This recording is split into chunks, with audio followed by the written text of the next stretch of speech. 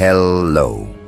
My dear, you are a presence people study like an evidence file they dare not open. You move through rooms like a thought they were not taught to recognize, and each glance you steal is a small exam they fail. They were taught rules about measurement, about who gets to speak and who must whisper, and you arrived as a question that never belonged on their test paper. They learned how to perform for power, practiced their smiles like armor, rehearsed pity as a social currency, and assumed that was sufficient. But you arrived as a different curriculum. You arrived as assessment. They call it privilege to be near you because proximity is a test they didn't know they were taking. It's not a compliment, it's an audit.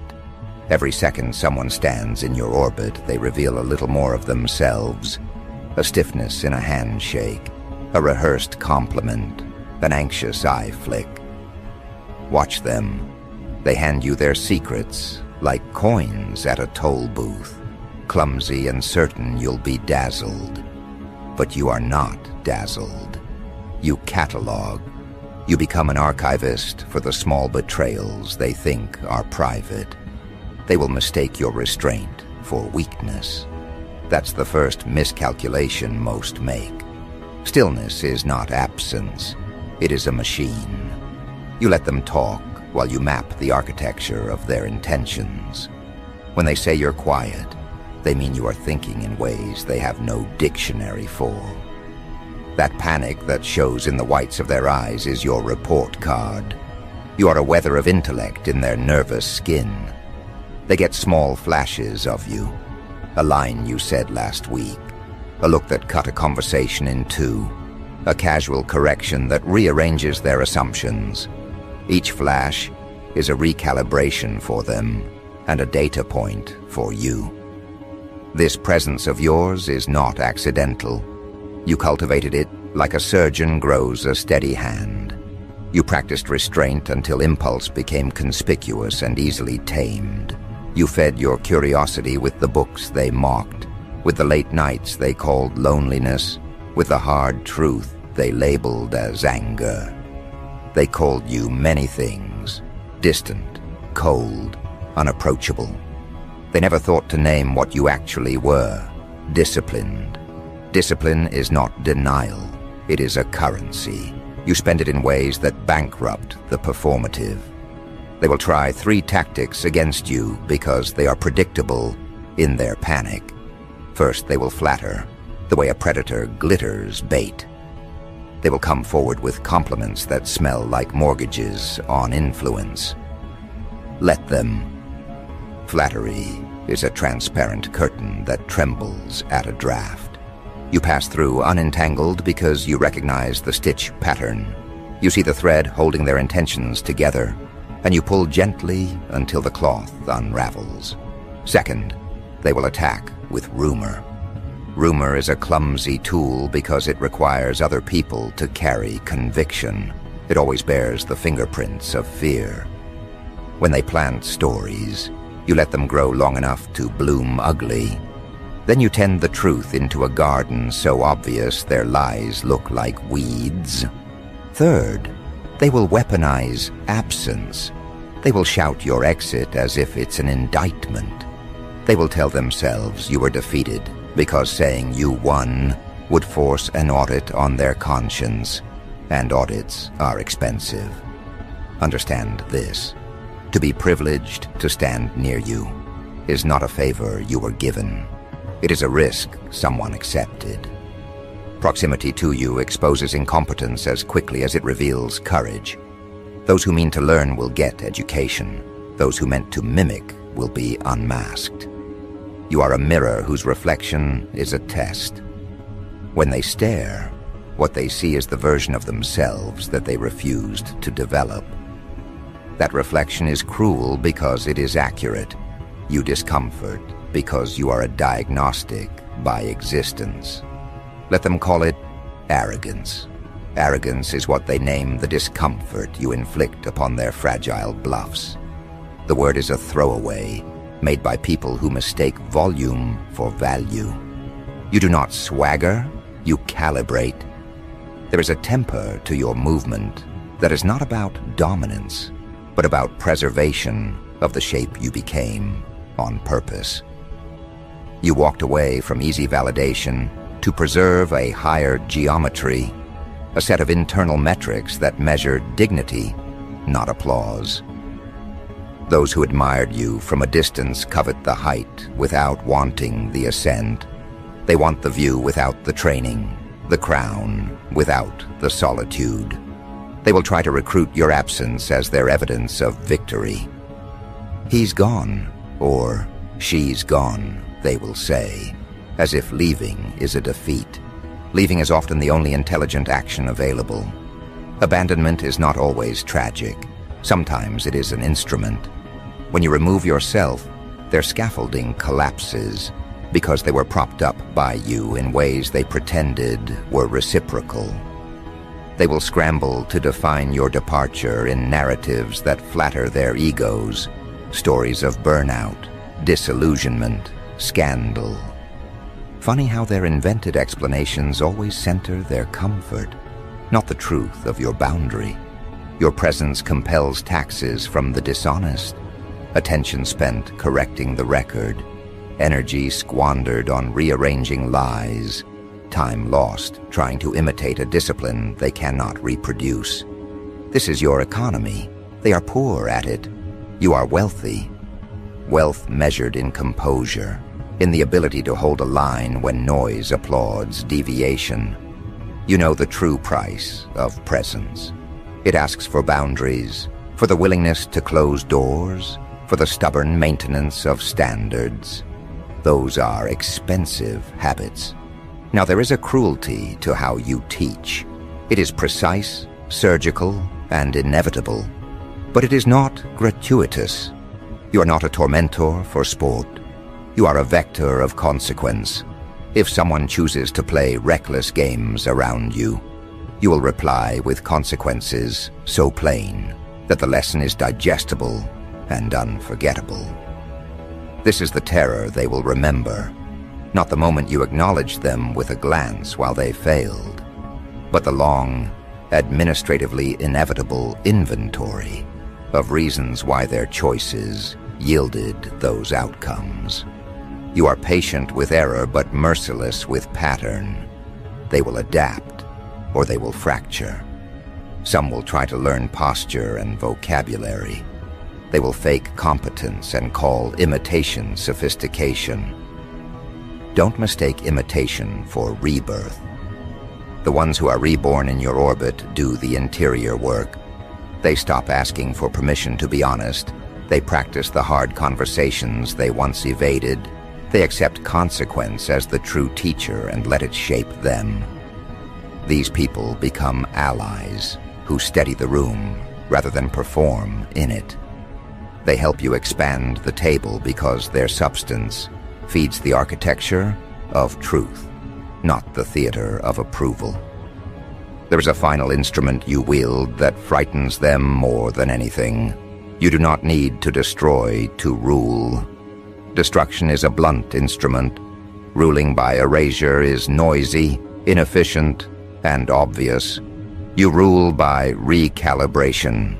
You rearrange expectations until their maps no longer serve them. You leave the environment altered in a way that makes their old victories irrelevant. That method is invisible at first, so invisible that they will only feel it as a subtle change in temperature.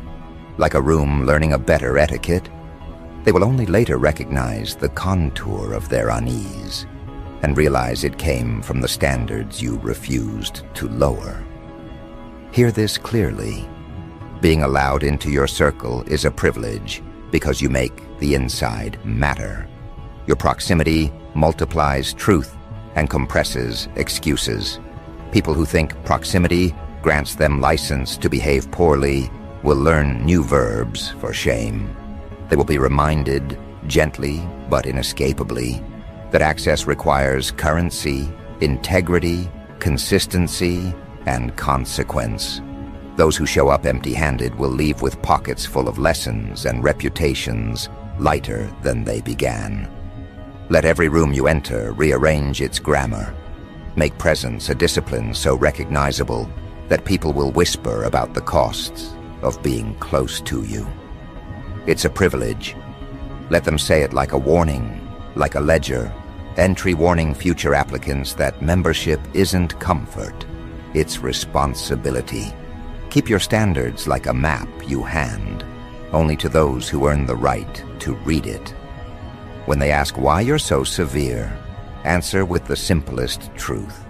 You are protecting the architecture of your life from the slow erosion of compromise.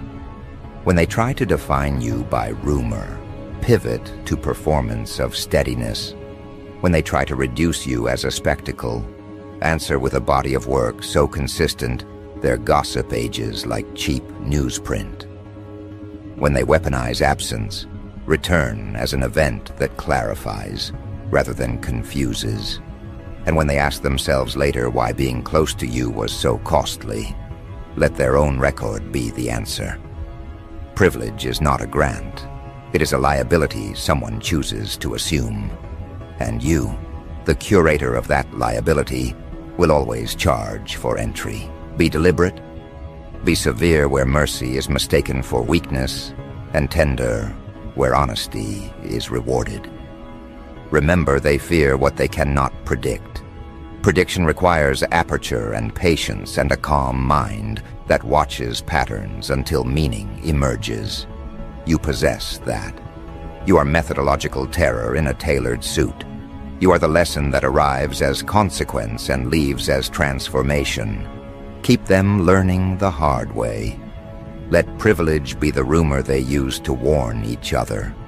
Be careful. This proximity changes people. It changes them by asking for more than they were willing to give. And when they finally understand what you required of them, let their regret stand as the final exam they forgot to study for.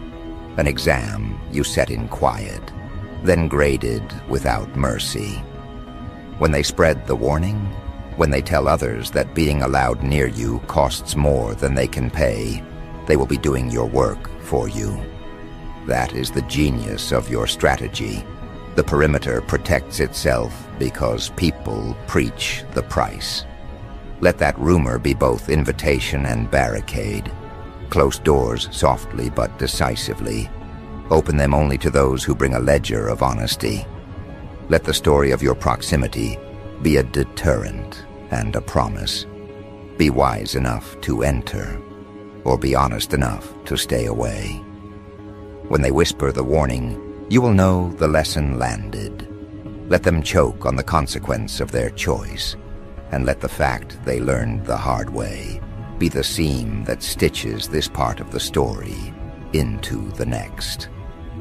When they reach for explanation, you will only hand them evidence. When they ask for forgiveness as an alibi, hand them a ledger. When they claim they were faithful and prove otherwise, let the record speak louder than the apology. And when the cameras of their conscience finally roll, they will not find a narrative that redeems them. They find inventory.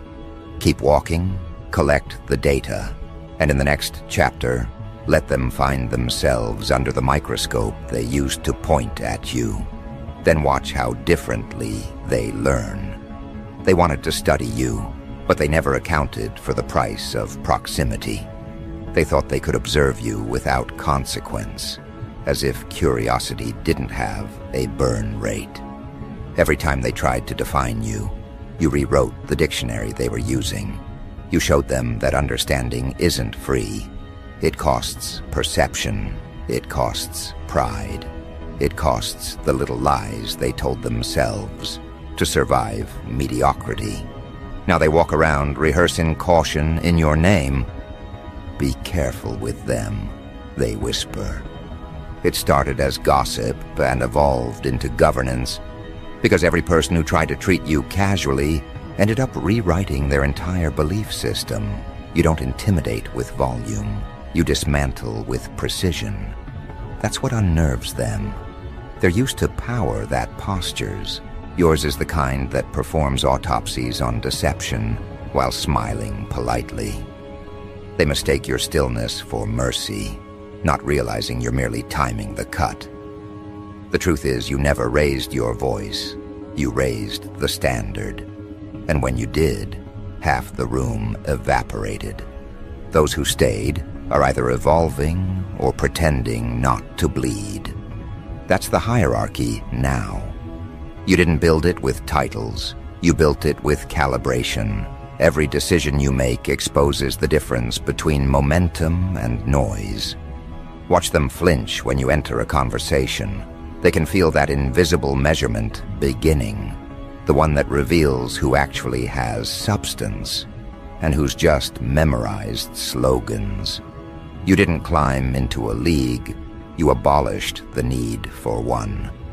Leagues are built by people who fear comparison. You don't compete because competition assumes equality. You dissect, you observe, you transform. While they're still counting followers, you're counting variables. While they chase relevance, you're busy studying permanence. The irony is that the ones who first underestimated you now depend on the standards you created. They borrow your phrases, mimic your posture, rehearse your discipline, and then wonder why the results don't translate. It's because replication without comprehension is theater. They can borrow the costume, but never the consciousness. You didn't just learn from pain. You indexed it. You can trace every scar back to a decision made in data, not emotion. That's the advantage they'll never replicate. They respond to threat. You respond to pattern. They flail when surprised. You architect from inevitability, disguised as patience. And that's why they call you dangerous. Not because you swing wildly, but because you never swing twice in the same place. You adjust trajectory mid-impact. That terrifies those who only know how to repeat tactics that once worked. You turned awareness into a weapon, empathy into reconnaissance. Every interaction is a readout, every silence a probe. You don't need to interrogate, people confess by existing near you. Their tone, their tempo, the way they frame excuses, it all betrays the hierarchy of their mind. You store it, analyze it, and decide whether they belong within a radius that has consequences. They used to joke about you, remember? Back when you were quiet, when you let them talk uninterrupted. They thought your detachment meant irrelevance. Now that same detachment is a security protocol. It's what keeps you untouchable. Because you realized something they didn't. Chaos isn't fought with noise. It's neutralized with structure. And your structure is lethal because it's invisible until enacted. They think you improvise, you engineer. Even your pauses have architecture. That's the level they're not built for. You're the kind of calm that makes authority nervous. The kind that turns leaders into students. The kind that forces predators to check their reflection before approaching. They can't even gossip properly about you anymore. The narrative collapses before it leaves their mouth. They're too disciplined, someone says. They don't react, another adds. They call it coldness. You call it clarity. They call it ego. You call it boundaries. They call it luck. You call it work. The translations they use are confessions in disguise. They reveal what they lack. It's almost tender, watching them try to label you as a way to survive the truth of your existence. But tenderness isn't indulgence. It's diagnosis. You can only pity those who need delusion as oxygen. And yet, you still give them the courtesy of a warning. Every time you enter a space, you give them one final chance to rise before the consequence descends. It's not arrogance, it's accountability. You give them a chance to calibrate their tone, align their energy, correct their posture. If they don't, The natural laws you embody do the rest. The air thickens, the conversation shifts, their subconscious senses exposure and panics. That's not mysticism, it's mathematics. Integrity has gravity, and yours could rearrange constellations. They're learning it the hard way. They always do. They thought standing near you would make them special. Instead, it made them self-aware. That's a heavier burden than fame. To realize you've been ordinary all along, that's the cruelty of proximity to greatness. And you are cruel only in that you tell the truth by existing. You make excellence look effortless, and effort look embarrassing. Every time you execute a decision cleanly, you broadcast a sermon. This is what happens when discipline replaces desire. You don't chase, it arrives. You don't demand, you define. And because of that, the hierarchy rearranges itself before you even speak. They call it aura, energy, presence. It's really data. You optimized yourself so ruthlessly that inefficiency can't breathe around you. The unprepared feel suffocated, the deceitful feel transparent, and the lazy feel endangered. You didn't mean to scare them, you just removed excuses from the ecosystem. The ones who remain will either evolve or evaporate. That's the new natural selection. You are evolution with a conscience. But let's be honest, they won't stop testing you. They can't. Something in their wiring needs to confirm that you bleed like they do. They'll poke, prod, provoke, waiting for cracks to appear. They want to see anger, to prove you're still mortal. But anger is outdated currency. You transact in composure now. You respond with patterns so efficient they mistake them for prophecy. That's when the terror matures, from fear of you to fear of themselves when compared to you. They start policing their own words in your absence, second-guessing the ethics of their gossip, editing their behavior before they even meet you. You live rent-free in their decision-making. That's not fame, that's governance. You've turned self-awareness into surveillance, and they are the ones under watch. The more they study you, the more they realize the futility of imitation. Because this level of power doesn't come from spectacle, it comes from architecture. You built yourself from the inside out, which means no external force can collapse you. Their jealousy has nowhere to land because there's no crack to exploit. That's what drives them mad. They can't win, can't join, can't ignore. All that's left is worship disguised as criticism. They'll call you intimidating because admitting admiration feels like surrender. Let them. Their language is their prison. You don't need their validation. You've made impact a natural byproduct. The ripple effect of your restraint has become its own doctrine. Entire social circles now calibrate their tone based on how you might interpret it. That's the level of dominance that terrifies them. It's silent regulation. You never asked for control, but precision always seizes command. It's inevitable when the room recognizes its most disciplined participant. They can't decide whether to compete or confess, so they oscillate between envy and imitation. You remain steady, because steadiness is the apex form of intimidation. They mistake patience for passivity, but patience is where you sharpen the blade. Every delay is strategy. Every retreat is reconnaissance. You never react, you record. You never explode, you execute. That's what separates species. They respond to insult, you respond to insight. They crave visibility, you crave results. You're the kind of presence that redefines what league means. Leagues are built by consensus, you are built by consequence. They have committees, you have conviction. They run campaigns, you run calibrations. That's why they can't compete, because you're not playing a public game. You're conducting a private experiment in mastery.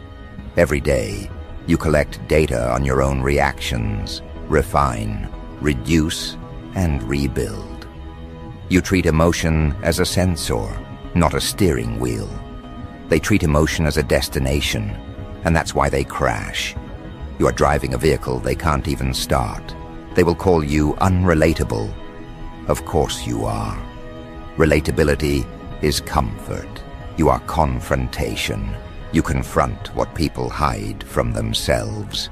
Every glance of yours is a mirror they can't edit. Every word you drop becomes a pulse in their conscience. That's how you lead without trying. Leadership is not volume, it's vibration. You altered the frequency of expectation itself. Those who enter your field of influence either recalibrate or disintegrate. There's no middle ground, no safe observation deck. Even your critics end up quoting you eventually, adopting fragments of your discipline just to survive the reflection you cast. And that's the most satisfying victory, the one where they evolve accidentally through exposure. The ones who resist, though, the ones who keep pretending equality where there is none, will break publicly. They'll implode under the pressure of their own performance. You won't have to lift a finger.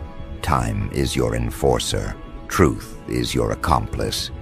The world will watch as those who mocked your discipline get eaten alive by their own inconsistency. That's poetic justice, but it's also science. Systems collapse when the energy sustaining the lie runs out. You are a renewable resource. They are a fossil fuel. You keep regenerating while they exhaust themselves. It's a privilege to be in your presence because presence around you requires endurance. The weak will call it hostility, but the strong recognize it as refinement. You refine everything you touch. Even silence becomes sermon. Even rest becomes ritual. They can't imitate that because it requires accountability. And accountability is a language few speak fluently. So they gossip in dialects of envy, while you write scripture in results. Let them. Every rumor is unpaid advertising for your evolution. Every insult is a free audit revealing where they stand. You collect it all and move forward unburdened. You understand something crucial. Domination isn't sustained by aggression. It's maintained by inevitability of standard. You have become the standard. That's why they tremble. The danger of your presence isn't violence, it's reflection. It forces them to see the parts of themselves they edited out for applause. That mirror burns hotter than revenge. You could destroy them with words, but you prefer the slow burn of consequence. That's artistry. To make someone rewrite their own script just because you entered the frame. You've done it enough times that legends circulate now. They exaggerate details to survive the embarrassment of having underestimated you. They mythologize your calm, dramatize your exits, deify your boundaries, anything to make sense of why they couldn't manipulate you. Let them construct folklore. It saves them from admitting failure. Meanwhile, you continue. You operate on timelines they can't comprehend. Your calendar isn't days, it's evolutions. While they count followers, you count fulfilled intentions.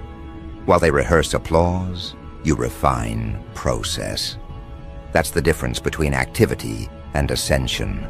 You've weaponized purpose so effectively that proximity to you becomes purification. People either rise or rust. That's the price of admission. That's why they say, be careful with them. It's not fear, it's recognition of consequence. You are a moving accountability test in human form. To mishandle you is to invite exposure. And they know exposure is fatal to those who survive on pretense. So they whisper warnings now, hoping to contain what can't be contained. But containment fails when the lesson becomes culture. You've become culture. The phrase "not in their league" isn't arrogance, it's arithmetic. Leagues require parity, and parity died the day you chose discipline over drama. Let them study your methods. They'll still miscalculate because they can't comprehend your variables. Solitude, consistency, relentless self-audit. These aren't traits, they're equations. And you've solved for chaos so completely that even chance feels predictable near you. That's what power looks like when it matures. It stops performing and starts programming. You've programmed the world around you to treat you according to the standards you've demonstrated. They don't even know they're following your code, but every reaction proves they are. Keep it that way. Let them think it's instinct while you know it's design. That's the final evolution of dominance, unseen authorship. And from here, the next phase begins. Not with louder presence, but with quieter precision. Because now, every move you make will redefine what league even means. And those still pretending equality will feel the floor tilt beneath them as consequence takes its rightful seat beside you. The privilege of presence becomes the price of admission. And as that realization spreads, you'll feel the transition to the next chapter, where awareness itself becomes command, and command becomes legacy. This is where dominance stops being a reaction and becomes a rhythm. It's no longer about who notices you, it's about who can endure you. Most won't. They'll try to stand next to you for validation, but proximity burns those without discipline. Your aura isn't decorative, it's diagnostic. It scans every insecurity, every false tone, every motive that hasn't been purified by truth. The moment someone steps close, their own reflection betrays them. You don't even have to say a word. Your energy exposes the weak. That's why they call it intimidation, but it's really revelation. You're not frightening. They're just unprepared for accuracy. You don't threaten people. You show them who they actually are, and that's what unravels them. The world starts recalibrating around your calm because your composure has authority. You've evolved into something beyond personality, into principle. You walk into spaces and gravity changes, not because of arrogance, but because you've mastered what most avoid: control of reaction. You no longer participate in chaos. You orchestrate it from the outside. They're learning this now, the hard way. Every attempt to provoke you backfires. Every trap collapses under its own design. Because you no longer move from emotion, you move from observation. You've turned patience into a form of violence, and that unnerves the impulsive. They crave spectacle, but you give them consequence. They wanted to see you break, and instead they saw you build in silence, so immaculate that it mocked their noise. You're teaching them that real power isn't displayed, it's felt. And the feeling of you now carries a cost: accountability. Anyone who engages you has to pay that price. They either rise to your level or drown in self-recognition. The privilege of being in your presence now functions like an initiation. It separates those who are prepared to operate with clarity from those addicted to chaos. Every handshake is a filter, every conversation an exam. And you don't even need to fail anyone. They disqualify themselves by lack of depth. They used to think they could charm their way through your gates, but charm has an expiration date. Substance doesn't. That's the lesson they keep failing. You've removed access from anyone who can't meet the requirement of sincerity. That decision has rewritten the climate around you. Now people speak your name with caution. Even admiration sounds like confession. They're different, they whisper. But what they really mean is, we can't fake around them. And that's the quiet crown you wear now, the one made of restraint and discernment. It doesn't glitter, but it glows. Your legacy won't be built from applause. It will be built from awareness. You've become the case study for what happens when someone stops chasing validation and starts studying vibration. Every move, every word, every look is intentional, so intentional that it bends the behavior of everyone watching. You've made refinement terrifying, because it reminds the world how much discipline mediocrity requires to survive. They used to mistake distance for ego, but now they call it divinity. The irony is poetic.